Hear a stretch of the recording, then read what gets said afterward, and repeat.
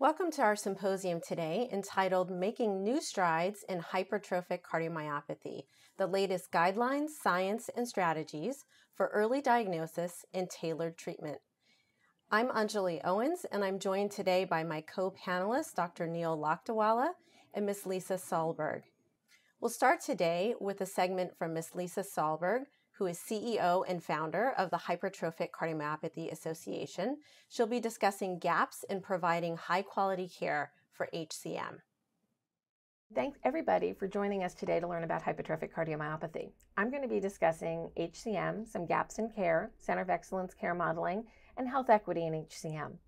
The HCMA has been doing its work for 25 years. I founded the organization after a death in my family. It was my sister. She passed away from mismanagement from HCM at the age of 36. I've lost 8 family members in total to HCM, and I have 8 family members currently living with HCM. I had HCM, but no longer do, thanks to a heart transplant February 2nd, 2017. If you want any more information about the HCMA, please visit us online. So I want to talk for a moment about prevalence, because this is an area of confusion. We're evolving in our understanding of prevalence. For many years, we talked about the 1 in 500 number, which came from some really good research done by Marin and others on echo-based data and where they were able to see HCM on echocardiography. And in a number of different studies, this, prevalence of 1 in 500 came through time and time again.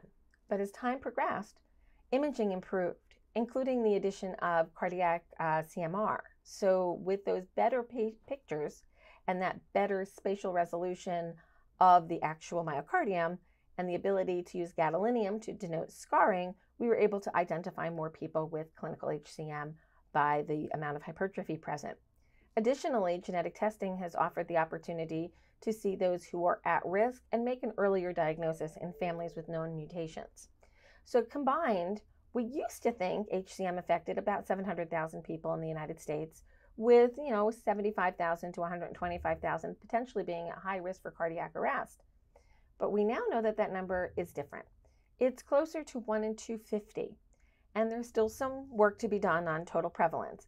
But if it is 1 in 250, or even a little bit more, we're looking at over 1 million people in the United States with potentially diagnosable hypertrophic cardiomyopathy, and the percentage of those to be at high risk, not only for sudden cardiac arrest, but for heart failure. So first gap, we have to identify the undiagnosed. How do we find them? And when we're talking about the undiagnosed, they tend to be diagnosed with something other than HCM that's explaining their symptoms. In a survey of the HCMA, we had 1,600 participants answer the question. Prior to your diagnosis of HCM, what were you given a diagnosis of that explained your HCM-related symptoms?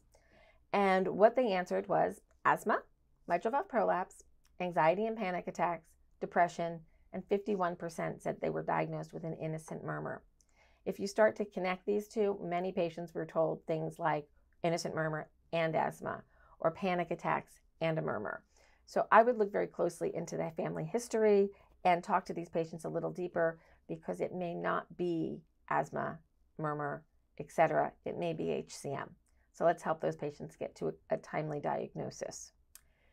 Part of the diagnostic journey varies based upon your ethnicity. And unfortunately, right now, 93% of the HCMA's database are Caucasians. And out of our Center of Excellence programming, nearly 90% of the patients in those programs are Caucasian. However, we know that sudden cardiac arrest occurs in young African American athletes more commonly than any other demographic. So there's a disconnect here, and we all need to do better to find those with HCM who do not have a background that you might expect based on some of the literature that you may have read. So HCM can affect all people, all nationalities, all genders. It is a common disease, and we must do more to ensure that there is clear consideration for all ethnicities in the diagnostic process of HCM. I do want to take a moment to talk about Center of Excellence modeling. In 2020, the AHAIACC added to its guidelines that this method of care, a comprehensive primary HCM program, should be the preferred model. The HCMA agrees, as we've had our programming for over 20 years. So we're very happy to see everybody come on board to this concept. What is a Center of Excellence? It's a multidisciplinary approach to HCM care, which includes imaging experts, interventional cardiologists, surgeons, electrophysiologists, and a team to provide care for these patients, nurse practitioners, maternal fetal health experts, geneticists. It is a team concept where patients can be ensured to get the best quality care possible based on their unique abnormalities, their anatomy, and their prognosis based upon their phenotype. So we want to also mention that there is a critical role for primary cardiologists at home to work in concert with Center of Excellence modeling. Centers of Excellence exist right now through the HCMA Center of Excellence program, and we have 43 programs with 16 under review, which we will hope to bring to the world in the next 24 months. So if you're interested in learning more about Center of Excellence modeling, please visit us at 4hcm.org. Thanks, Lisa. Next, we'll discuss making a diagnosis of HCM, followed by guideline-based recommendations for treatment. As we move through the educational program today, we'll base our discussion on a few case examples that are typical of patients referred by a primary care physician to see a cardiologist. The first is a 19-year-old asymptomatic college student named Rory, who presents with a murmur identified during a routine sports physical. The second is Marianne, a 30-year-old property manager, who presents with chest discomfort and shortness of breath with climbing stairs. And finally, Ernesto, a 64-year-old accountant who's referred urgently for atrial fibrillation found on an in-office EKG.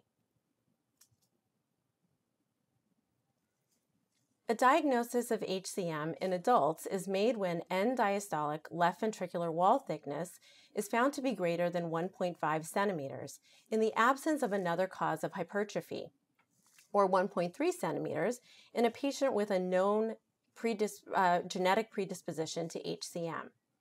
Left ventricular hypertrophy is usually diagnosed by echocardiogram or MRI and can affect any part of the left ventricle. In HCM, septal predominant hypertrophy is the most common pattern. Septal hypertrophy can result in systolic anterior motion of the mitral valve and left ventricular outflow tract obstruction, which is pictured in the middle graphic. HCM can also present with other anatomic variants, including mid-cavity hypertrophy and apical hypertrophy. Here are some real echo and MRI images of patients with HCM. You can see the variability in left ventricular morphology that occurs in this disease, with some patients having systolic anterior motion of the mitral valve and outflow tract obstruction, and others having no obstruction at all.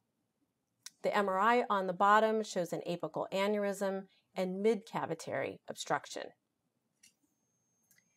Here's a series of transthoracic echocardiograms performed in patients with various phenotypes of hypertrophic cardiomyopathy. And you can see the anatomic variability in left ventricular morphology. Starting with the top two images, the top left and the top middle, a patient with septal predominant hypertrophic cardiomyopathy and systolic anterior motion of the mitral valve. And what you can see there is that the mitral valve leaflets coapt, and then the anterior leaflet tips upward and touches the septum during systole, which contributes to significant left ventricular outflow tract obstruction. In the upper right, you see a patient with hypertrophic cardiomyopathy that again is septal predominant. But here you are seeing further down in the ventricle at the level of the mitral valve and beyond what appears to be obstruction in the cavity of the left ventricle.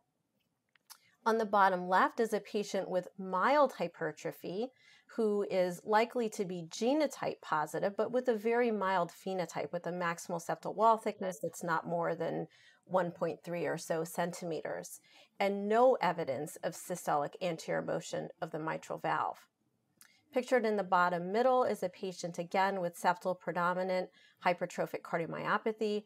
That septum is markedly hypertrophied, but is not causing SAM or outflow tract obstruction. And finally, in the bottom right, pictured with a contrast agent is a massively hypertrophied septum that ballpark is in the nearly 4 centimeter range.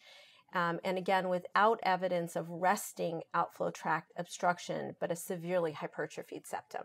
And this just shows the variability and the heterogeneity of this disease.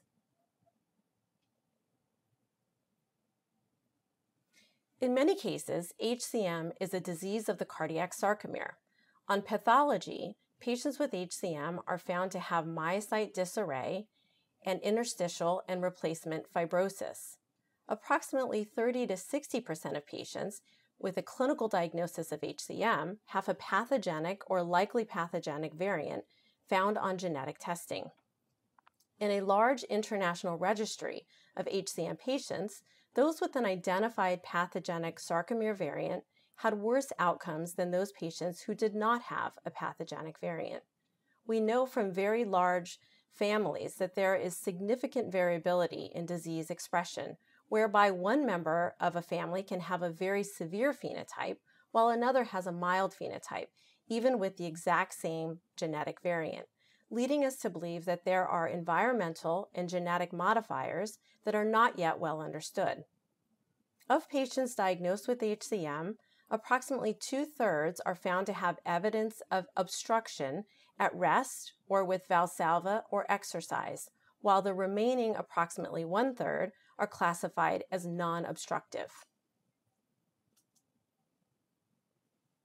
In addition to an abnormal echocardiogram showing left ventricular hypertrophy or outflow tract obstruction, there are other clinical features that should raise your suspicion of a diagnosis of HCM.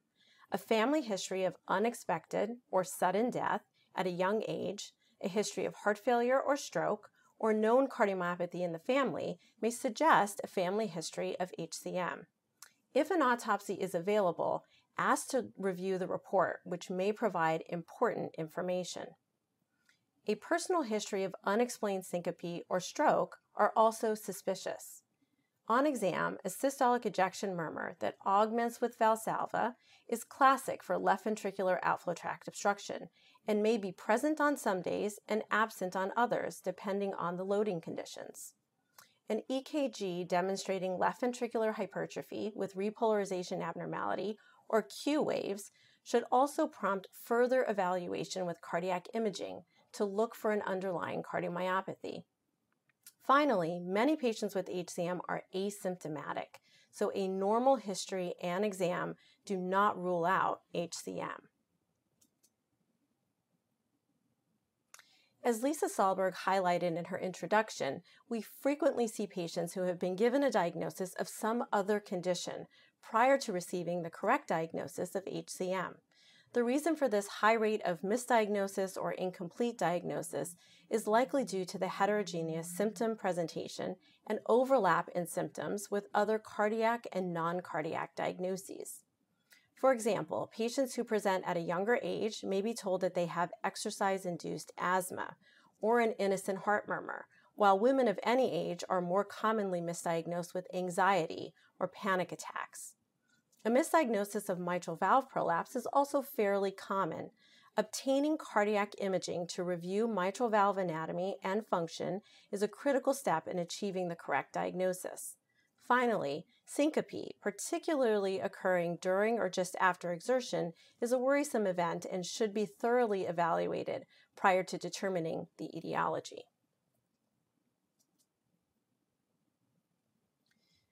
Evaluation of a patient with possible HCM should therefore include a 3-generation focused family history, a comprehensive physical exam, particularly with regard to presence of a systolic ejection murmur, and a 12-lead EKG to look for signs of left ventricular hypertrophy or repolarization abnormalities. If suspicion for HCM is present, cardiac imaging is critical to making a diagnosis, starting usually with a resting transthoracic echocardiogram. If left ventricular hypertrophy is present, performing a Valsalva maneuver to look for obstruction and stress echocardiogram if there is no resting or Valsalva gradient is recommended.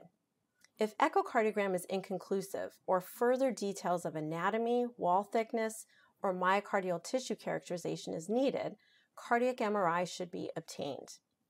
Finally, in patients with left ventricular hypertrophy consistent with HCM, genetic counseling and testing should be offered. In fact, genetic testing can be useful in differentiating sarcomeric HCM from several conditions that may look like HCM on cardiac imaging. Listed here are several genetic forms of cardiomyopathy that also present with left ventricular hypertrophy. In some cases, there are extracardiac features that may tip you off that you are dealing with something other than HCM. For example, in Fabry disease, patients can have neuropathic pain or renal involvement. In other mimicking conditions, the EKG or tissue characterization on MRI can help to make the correct diagnosis.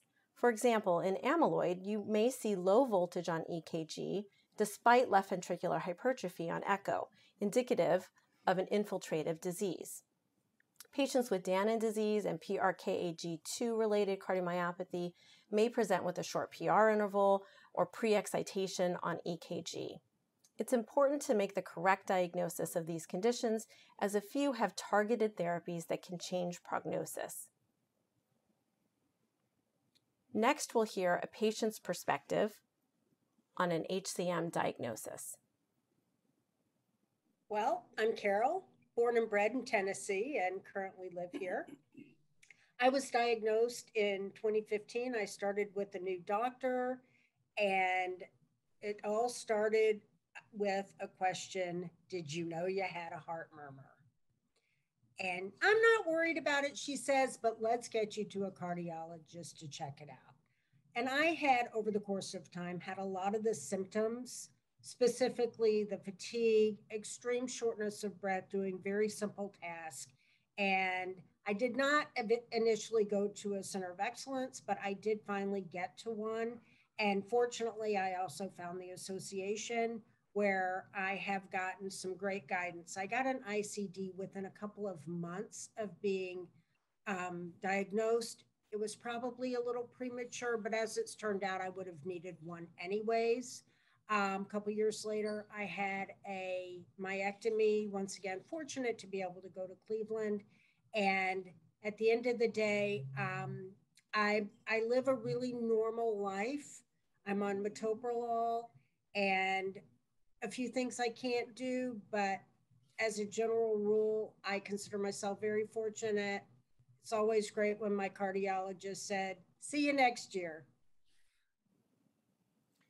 Our next segment will be Dr. Lakdawala discussing what to do after the results are in. Thanks, Dr. Owens. So what do we do next? You're a cardiologist and a patient has been referred to you for hypertrophic cardiomyopathy. Well, first, it's worth re-emphasizing points made earlier regarding the atypical nature with which a patient with hypertrophic cardiomyopathy may present to a cardiologist. Sometimes it's a classic manifestation such as exertional dyspnea, syncope, angina, palpitations, and characteristically, these symptoms vary quite dramatically on a day-to-day basis as loading conditions change on a day-to-day basis. And as noted earlier, some patients are asymptomatic and identified by virtue of abnormal physical examination findings or ECG abnormalities. But the ECG alone is insufficient to make a diagnosis of hypertrophic cardiomyopathy when this diagnosis is suspected. Here are findings from the Johns Hopkins HCM clinic cohort, where they outlined the ECG abnormalities amongst a group of patients with confirmed hypertrophic cardiomyopathy. Importantly, 18% of these patients had a normal ECG, and when abnormalities were present, they were often nonspecific, such as repolarization abnormalities present in 61%, whereas the classic ECG changes diagnostic of left ventricular hypertrophy, such as the Cornell or the Sokolow-Lyon criteria, were present in only about 1/4 of patients with HCM. So we'll start with Rory. As mentioned earlier, Rory was asymptomatic and presented with a murmur that was identified during a pre-participation physical examination. Rory's electrocardiogram is effectively normal. He has normal QRS amplitude and no repolarization abnormalities. And this contrasts with Marianne, who's a property manager and presenting with exertional symptoms of angina and dyspnea. Marianne has repolarization abnormalities, most evident in the inferolateral leads with ST segment depressions and T-wave inversions, but also doesn't have as obvious of a presentation of increased QRS amplitude beyond the Cornell criteria met in AVL and V3. This is in contrast with Ernesto's ECG. Ernesto was referred to us because AF was identified on an in-office electrocardiogram. However, when he was seen in our office, in a cardiology office, what stood out was decreased limb lead QRS amplitude and sinus rhythm at the time of his first visit with us. So summarizing, Rory had a normal electrocardiogram in the context of an asymptomatically identified murmur, whereas Marianne has mild first-degree AV block and inverted T waves in her precordial leads. What does this mean? And then last, Ernesto, who has decreased QRS amplitude and a history of atrial fibrillation, but sinus rhythm at the time of his evaluation with us. So we take the next appropriate step and get cardiac imaging. In Rory's case, perhaps due to his muscular build, endocardial border definition is limited. He has a murmur, and we haven't fully assessed the mechanism of that murmur. We went on and identified non-obstructive hypertrophic cardiomyopathy using cardiac MRI. The arrows indicate the endocardial border definition that were really obscured on transthoracic echocardiographic images and show pathologic hypertrophy in his mid to distal left ventricle. In Marianne's case, it was evident from her initial transthoracic parasternal long axis images that she had septal hypertrophy, which measured 17 millimeters in the parasternal long axis view. Ernesto's imaging showed left ventricular hypertrophy, at least increased wall thickness, but when in contrast to the diminished QRS amplitude on his limb leads, stood out as potentially suggestive of amyloid heart disease.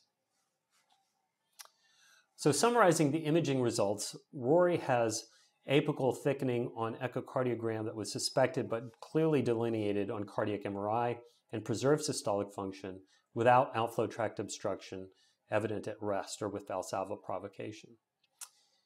Marianne has a classic asymmetric septal hypertrophy, and although we did not show these images, she had systolic anterior motion of the mitral leaflet on stress echo imaging with an outflow tract gradient that was severe in excess of 50 millimeters mercury. She too had preserved systolic function. In Ernesto's case, due to a high suspicion of cardiac amyloidosis, this diagnosis was later confirmed through cardiac imaging and serologic testing, and we'll not be discussing his case further today. So why do these patients have left ventricular hypertrophy? And so one of the key components of an initial HCM evaluation is a careful family history. In Rory's case, what stood out was a family history of early death in a maternal uncle. This early death was attributed to myocardial infarction, but autopsy and definitive information were not available. His mother died of a presumed MI at age 37, and in your careful sleuthing, she did not have risk factors for premature atherosclerotic heart disease suggestive of underlying familial HCM. And his brother was recently diagnosed with athlete's heart, also at a similar age. In Marianne's case, there's a strong family history of atrial fibrillation present in her father, who had a stroke at the young age of 55. And her brother was recently evaluated for a fainting spell, a syncopal episode that occurred while working on a construction site during the summertime that had been attributed to dehydration. And in each one of these individuals' cases, we can make a fairly compelling case that hypertrophic cardiomyopathy may have underlied their clinical presentation.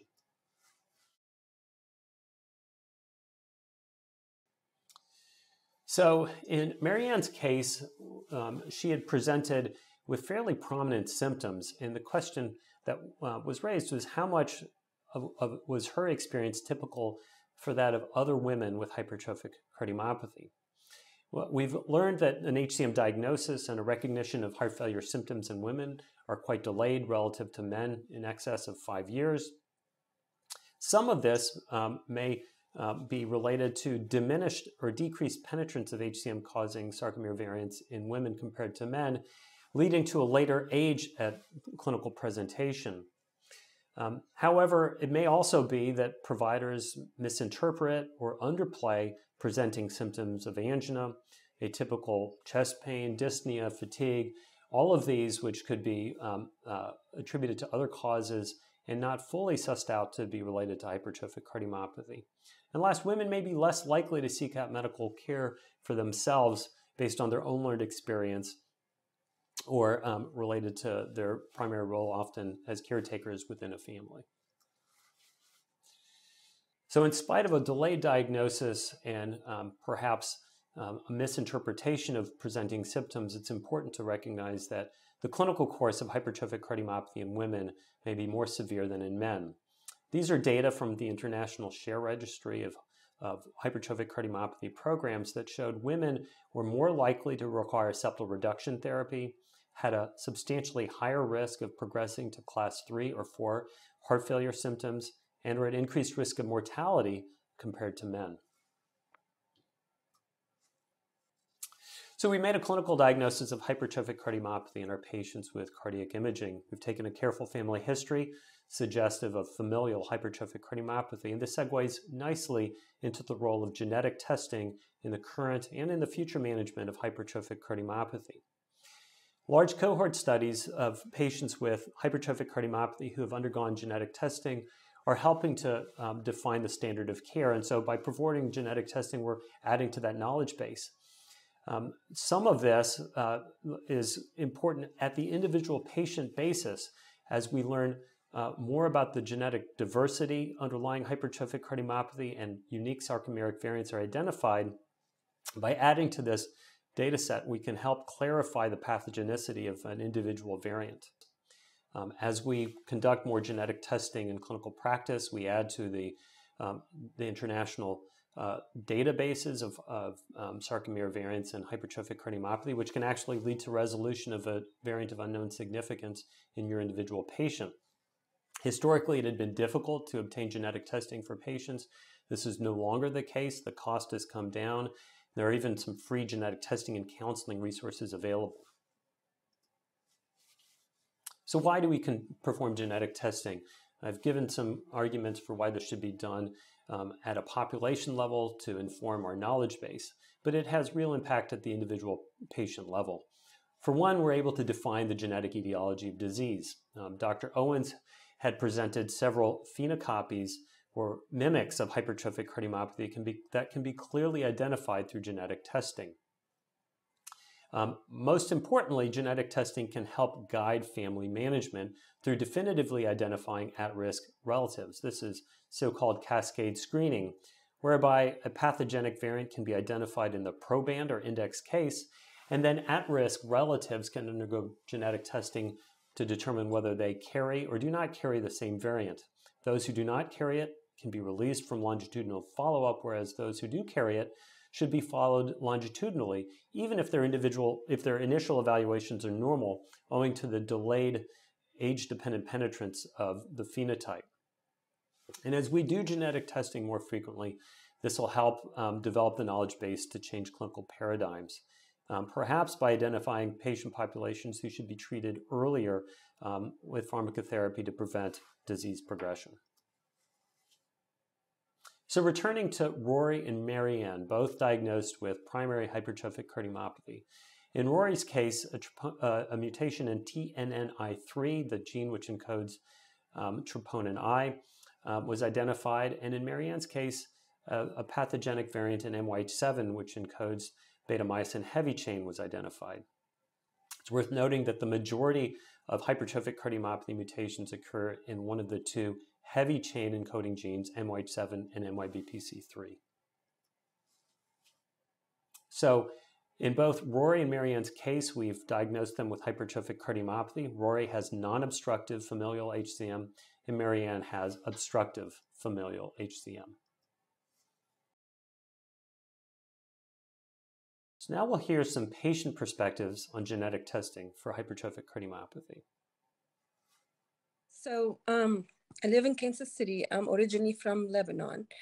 HCM has taken a toll on our family because in 2008, I lost my sister, sudden cardiac arrest. In 2012, I lost my mother, heart failure. We never connected the dots because they both live in Lebanon. They don't have the technology and the advancements here. But it's not until my daughter, who was 10 years old, passed out at school that something in my head triggered, and I insisted on full testing for her. And then genetic testing. And sure enough, it turned out we all have HCM in the family. That's what killed my sister. That's what killed my mom. I have the genetic positive, also tested genetic positive for it. My 2 twin daughters have the genetic testing, and it showed that positive. One of them, she had it bad. So she got fitted with an ICD at 10, right after she passed out at school. And then she's been on meds for 7 years, but unfortunately, she's one of the cases that is, her arrhythmia is malignant. She's been saved by her ICD multiple times, but the time has come right now that we need to find different cure for her. And it seems that transplant is the only way out. And that's what's gonna give her a life. I'll turn it back over to my colleague, Dr. Owens, who's going to discuss medical therapy for hypertrophic cardiomyopathy. Thank you, Dr. Lakdawala. In this next section, we'll discuss current guideline-based treatment options and also novel therapies that are in development. With such a heterogeneous disease, it's not usually a one-size-fits-all approach. Rather, we look at each individual's unique symptoms, heart structure, and function to tailor a treatment plan.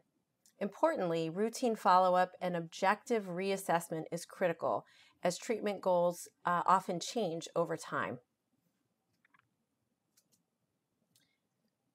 Recall that HCM is a disease affecting the cardiac sarcomere, or the motor of the cardiomyocyte.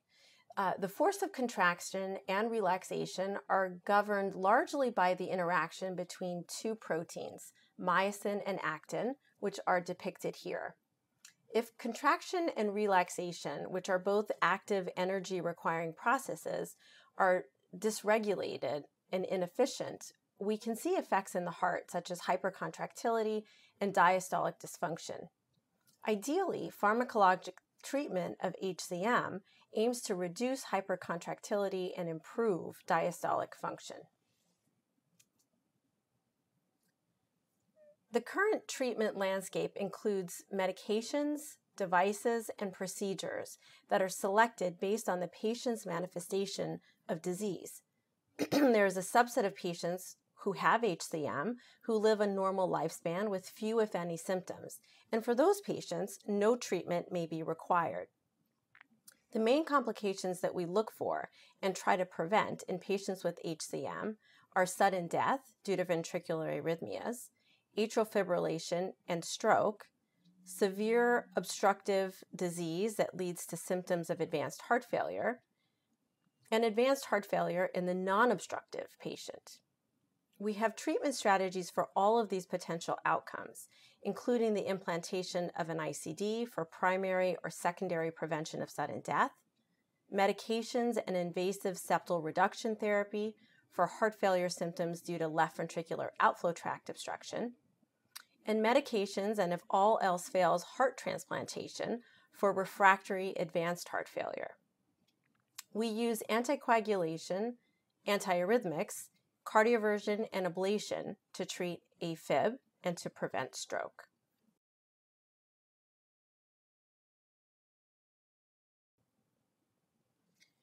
This slide outlines the recent AHAIACC guideline-based treatments for patients with symptomatic HCM. Starting on the left, for patients who have non-obstructive HCM and a left ventricular ejection fraction greater than or equal to 50%, the first-line therapy for symptoms includes beta blockers, and centrally acting calcium channel blockers such as diltiazem or verapamil. If symptoms are severe despite AV nodal blocking therapy and include an element of congestion, diuretics can be added, and in highly selected patients, an apical myectomy or ventricular reconstruction surgery can be considered at a high-volume surgical center. This is for a very small group of patients. In other highly selected patients who have no other options, heart transplant can also be successful. Moving to the middle column, for patients who have non-obstructive HCM, but an LVEF that has dropped below 50%, which we consider to be a significantly reduced ejection fraction given the pathophysiology of HCM. In those patients, we transition to neurohormonal blockade that's used in patients with a reduced ejection fraction, including beta blockers, angiotensin receptor blockers, or angiotensin receptor neprilysin inhibitors, aldosterone antagonists. In addition, we usually discontinue negative inotropic agents such as calcium channel blockers and disopyramide once systolic function is impaired. And importantly, we consider the need for a prophylactic ICD once the EF is less than 50% in patients with HCM. For patients who have non-obstructive HCM and LVEF less than 50% and who do not respond to medical therapy, some patients may be a candidate for CRT or again, heart transplant if needed. And finally, the last column addresses treatment strategies for patients who have obstructive HCM. First-line therapies include beta blockers and centrally acting calcium channel blockers, and avoiding agents that can decrease preload or afterload, including avoidance of high-dose diuretics or vasodilating medications. If patients remain symptomatic with severe obstruction, second-line therapy includes consideration of disopyramide or septal myectomy or alcohol ablation, which should be performed at an experienced center. Let's circle back to our cases. Rory, who has non-obstructive HCM and is asymptomatic. Based on the 2020 guidelines, there's no strong indication for using a beta blocker or a calcium channel blocker in an asymptomatic patient with non-obstructive HCM. However, with emerging data from the recently published VANISH randomized controlled trial, and if the patient had prehypertension or hypertension, it would be reasonable to consider the angiotensin receptor blocker valsartan in a shared decision-making approach. Dr. Lakdawala will walk us through the results of the VANISH trial in the next section. For Marianne, who has symptomatic obstructive HCM, initiating first-line guideline-based therapy with a beta blocker titrated up to improvement of symptoms is recommended. In addition to our list of medications recommended by the 2020 guidelines, which are shown on the left, and the possibility of repurposing existing agents such as valsartan based on new randomized controlled trial data, there has been significant advancement in developing novel targeted therapy for HCM with a brand new class of agents called myosin inhibitors.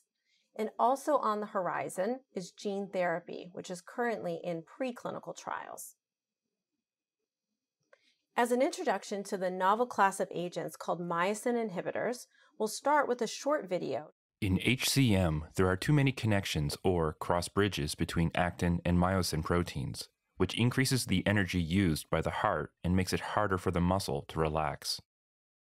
There are currently 2 small molecule myosin inhibitors being evaluated in clinical trials for hypertrophic cardiomyopathy. The first-in-class agent is mavacamten, which has been designated as a breakthrough therapy by the FDA. A second-in-class agent called aficamten is in phase 2 clinical trials with preliminary results presented at the Heart Failure Society meeting in September of 2021. Dr. Lakdawala will guide us through the exciting clinical trial data from mavacamten and aficamten, but first we'll have a brief video explaining the mechanism of action of myosin inhibitors. Myosin inhibitors target the underlying mechanism of HCM by inhibiting and therefore reducing the number of actin-myosin cross bridges.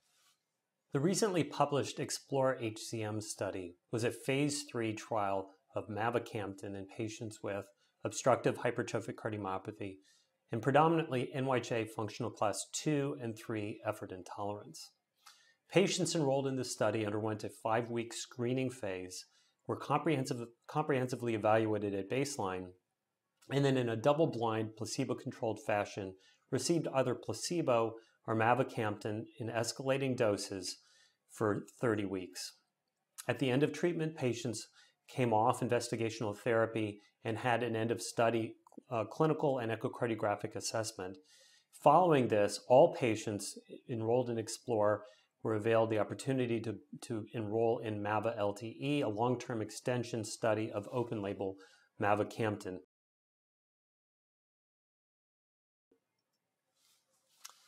Presented here are the baseline characteristics of patients enrolled in the EXPLORER-HCM trial. On average, patients were in their 6th decade of life.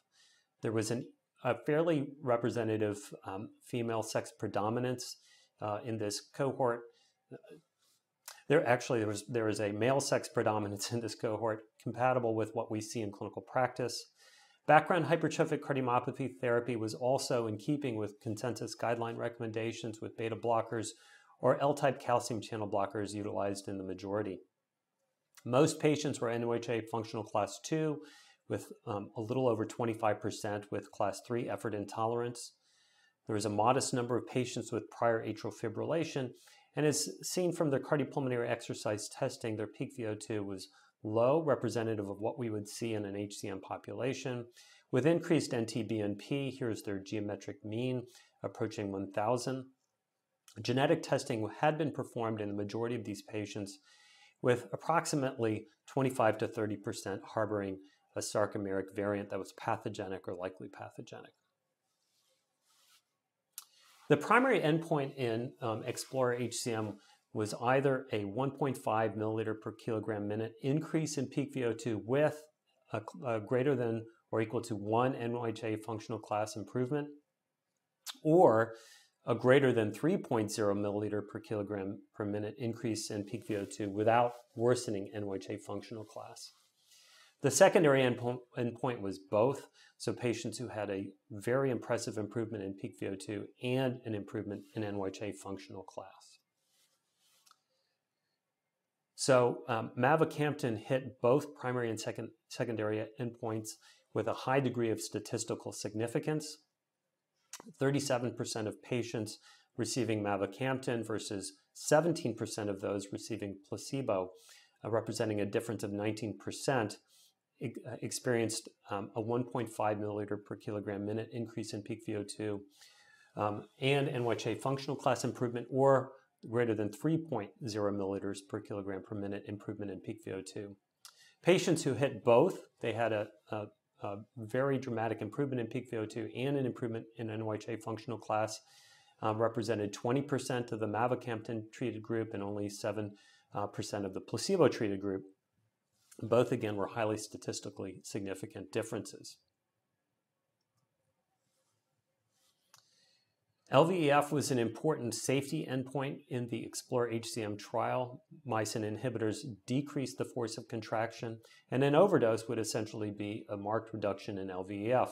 There was a modest reduction in LVEF in the mavacamten treated group, which remained well within the normal range for the vast majority of patients.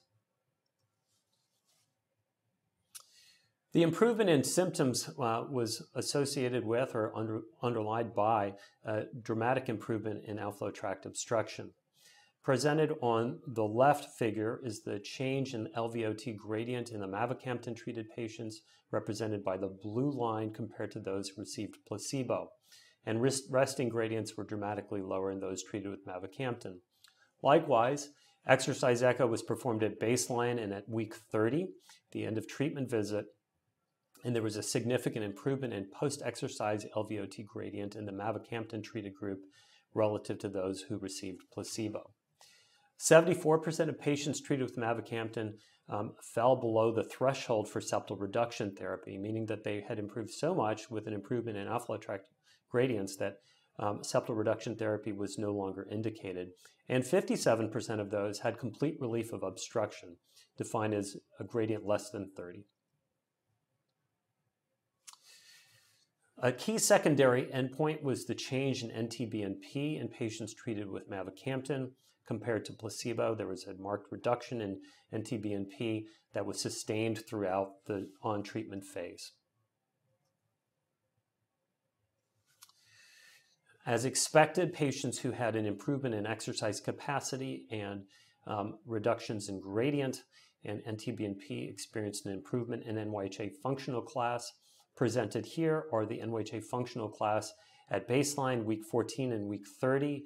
On the left of this figure are the mavacamten-treated patients. On the right are the placebo-treated patients. The blue segment of the lines represent NYHA functional class 2, purple class 1, and green class 3. We can see by week 30, there's a substantial number of patients who are NYHA functional class 1 in the mavacamten-treated group compared to those who received placebo.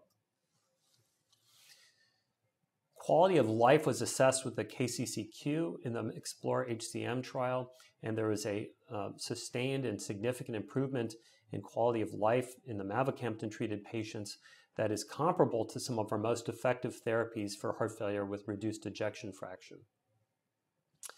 What remains to be determined is the long-term safety of treatment with mavacamten, something we expect to come from the long-term extension study, and determination of the optimal dosing protocols. REDWOOD-HCM is a phase 2 study of aficamten that was recently published at this year's Heart Failure Society of America scientific session. In this small placebo-controlled study of patients with hypertrophic cardiomyopathy and outflow tract obstruction, treatment with aficamten is compared to placebo, and in both groups, standard of care was background therapy. There were 2 cohorts that were presented as part of the presentation this year. Cohort 1 included a dose escalation starting from 5 milligrams up to 15, and then in cohort 2, starting at 10 milligrams up to 30 milligrams per day.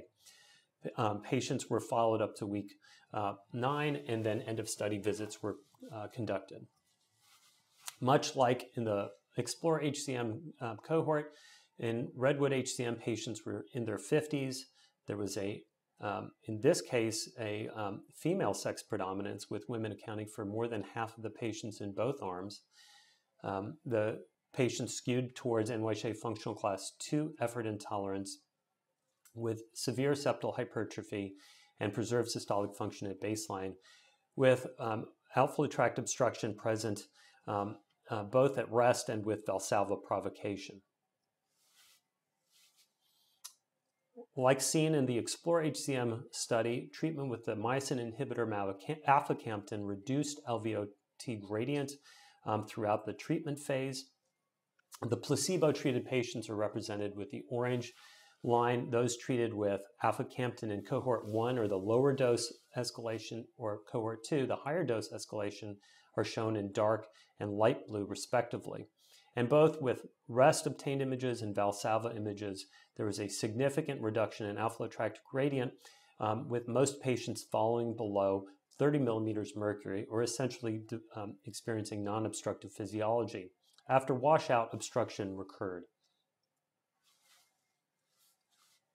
Also, as seen in the EXPLORER-HCM study, patients treated with aficamten experienced a decrease in their NT-BNP in both the low and higher dose cohort 2 groups, and an improvement in heart failure symptoms as judged by the NYHA functional classification scheme. With myosin inhibitors, a reduction in ejection fraction is to be expected, but the magnitude of reduction was modest, and in general, the drug was well tolerated. It's worth noting that while these data have been presented at a national meeting, the final study has not yet been peer-reviewed and published.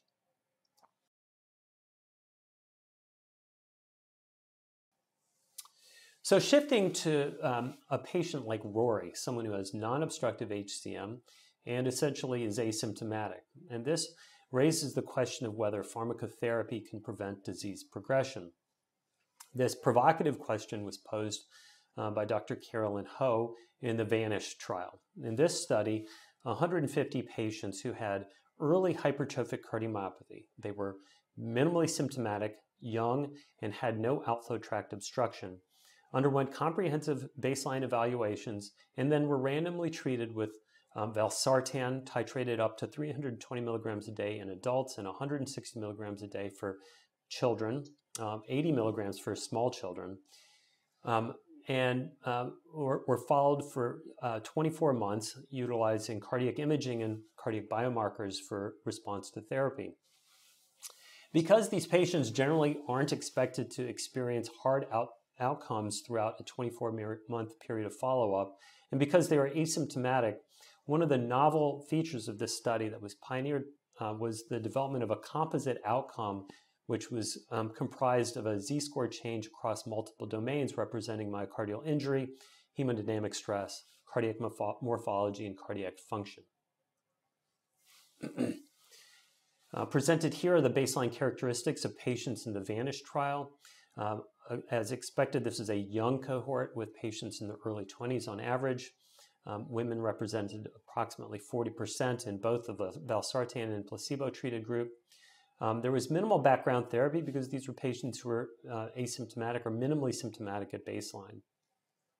Unlike EXPLORER and the REDWOOD study, patients had robust functional capacity with a peak VO2, which was in excess of 30 milliliters per kilogram per minute. Perhaps not that great when correcting for their age, however. And NT-BNP, which doesn't catch our attention, at only 124 in the valsartan-treated group and 86 in the placebo-treated group at baseline. Genetic testing was performed in all of these patients, and all patients had a pathogenic Sarcomere variant. This was one of the key inclusion criteria. Presented here is a forest plot of how patients responded vis-a-vis a composite Z-score outcome.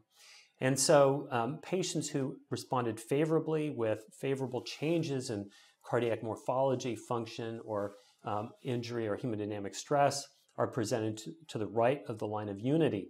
And overall, there was a benefit with valsartan treatment. This benefit was present in both women and men, was present in both children and adults, and was perhaps most prominent in patients who had not yet developed extreme degrees of hypertrophy vis-a-vis a Z-score of maximal wall thickness greater than 7.3. There was a signal of benefit in both patients with C protein and MYH7 variants, perhaps with a trend towards a greater benefit in MYH7 variant carriers. And now I'll turn it over to my colleague, Dr. Owens. Thank you, Dr. Lakdawala. There's a notable lack of qualitative research in hypertrophic cardiomyopathy. This publication that was recently done highlighted both the negative and positive feelings that patients who are diagnosed with and living with HCM have. In addition to hearing our patients' perspective on their care, it's also important to increase the diversity of patients who have access to care and to group forums where different perspectives can be shared. We'll now hear a patient perspective on HCM care. HCM is a whole life reality. It's not something that you can say, like they might say, hey, your cholesterol's looking fine, go on your merry way.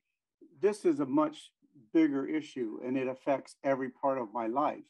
So, there were many times that I had to stand by and watch my kids play rather than being able to engage them vigorously because I just can't do that. There are many times when I find myself fatigued and tired because of all the meds I'm on, and I have to kind of step back and let the activities of family life go on and say, you guys, I need a break and I need to step back from that. And so it's important for people to realize the entirety of life and all that it takes up, and how you have to manage your meds and take them at the proper times and do all this. It affects more than just saying you got a heart condition. And so to have people advocate for us who understand that reality and can then understand us when we come with complaints or we come with hey, this is going on. What am I supposed to do about this? And have them be able to understand that and realize that it's a bigger thing than just one issue. The concept of shared decision-making is certainly not new, and most of us do this with our patients every day. But it's notable that the 2020 guidelines highlighted the use of shared decision-making, particularly for any Class 2B recommendation. This includes decisions regarding genetic evaluation, exercise intensity, and therapy choices.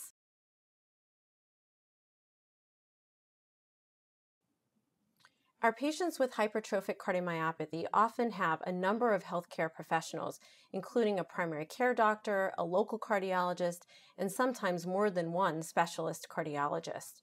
It's of the utmost importance that we develop a multidisciplinary, collaborative approach to caring for patients with HCM, such that the patients are receiving optimal care without unnecessarily duplicating testing, and that communication between healthcare professionals is prioritized.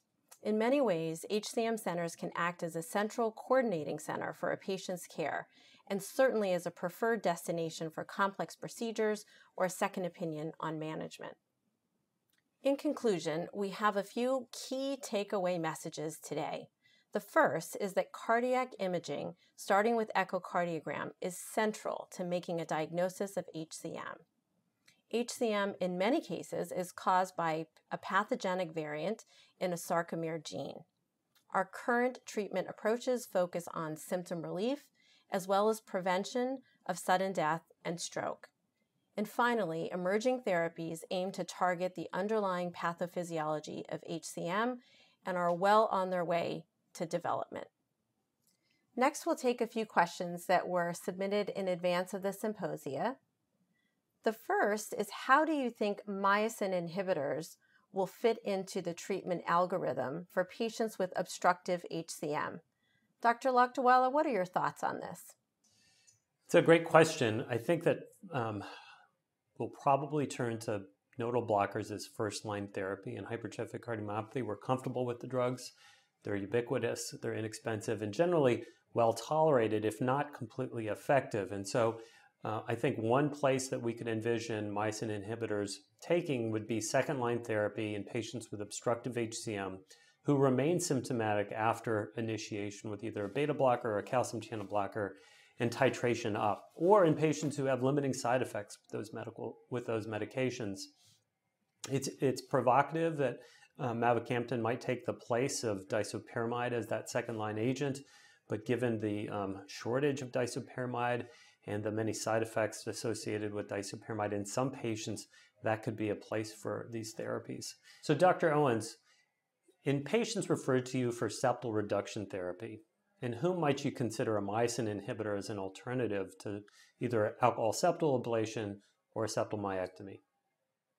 It's a great question, Dr. Lakdawala, and obviously one that we're still in the process of investigating through the VALOR HCM clinical trial.